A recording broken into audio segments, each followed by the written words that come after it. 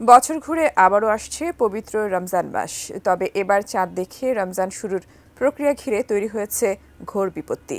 এবারে রমজানে চাঁদ দেখার চেষ্টার ফল হতে পারে অন্ধত্বের, এমনই এক সতর্ক বার্তা দিয়েছেন জ্যোতির্বিদরা। কিন্তু কী কারণে এমন আশঙ্কার সৃষ্টি হলো, এ নিয়ে বিস্তারিত জানাচ্ছেন শিহাব ইসলাম।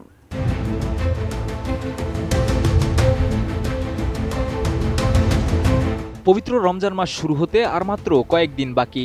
তবে এবারের রমজানে চাঁদ দেখার চেষ্টা ঘটাতে পারে বড় ধরনের দুর্ঘটনা, এমনই এক সতর্কবার্তা দিয়েছেন সংযুক্ত আরব আমিরাতের জ্যোতির্বিদরা।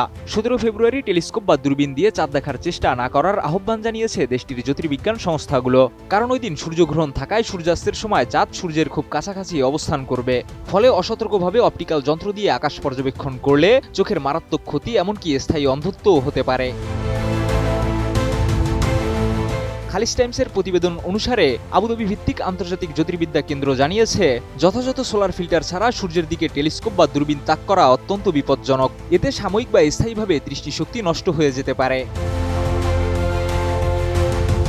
আমি বুঝি নির্মাণের শিল্প, সালাম স্টিল বোঝে ডিউরেবিলিটি। সালাম স্টিল, মোস্ট ডিউরেবল স্টিল। জানা গেছে 17 ফেব্রুয়ারি সূর্যাস্তের সময় সৌদি আরবের রিয়াদ শহরে সূর্য ও চাঁদের কৌণিক দূরত্ব থাকবে মাত্র 1 ডিগ্রি। অর্থাৎ চাঁদ খুঁজতে গেলে টেলিস্কোপের ভিউয়ের মধ্যে সূর্যও চলে আসতে পারে, যা চোখের জন্য ভয়াবহ ঝুঁকি তৈরি করবে।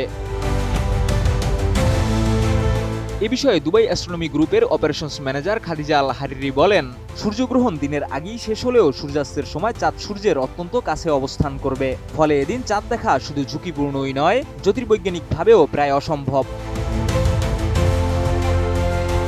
সূর্য সম্পূর্ণ অস্ত যাওয়ার জন্য অপেক্ষা করলেও ততক্ষণে চাঁদও দিগন্তের নিচে নেমে যাবে। অর্থাৎ খোঁজার মতো কোনো দৃশ্যমান চাঁদ তখন আর থাকবে না। তাই ওমান সহ কয়েকটি উপসাগরীয় দেশ আগেভাগেই 19 ফেব্রুয়ারি রমজান শুরুর ঘোষণা দিয়েছে। তারাও একই বৈজ্ঞানিক বাস্তবতার কথা উল্লেখ করে জানিয়েছে, 17 ফেব্রুয়ারি চাঁদ দেখার সম্ভাবনা নেই। সব মিলিয়ে এবারের রমজানে চাঁদ দেখার ক্ষেত্রে বাড়তি সতর্কতা অবলম্বনের আহ্বান জানিয়েছেন জ্যোতির্বিদরা। অন্যথায় সামান্য অসাবধানতাই ডেকে আনতে পারে চিরস্থায়ী অন্ধত্বের ঝুঁকি। শিহাব ইসলাম, এটিএন নিউজ।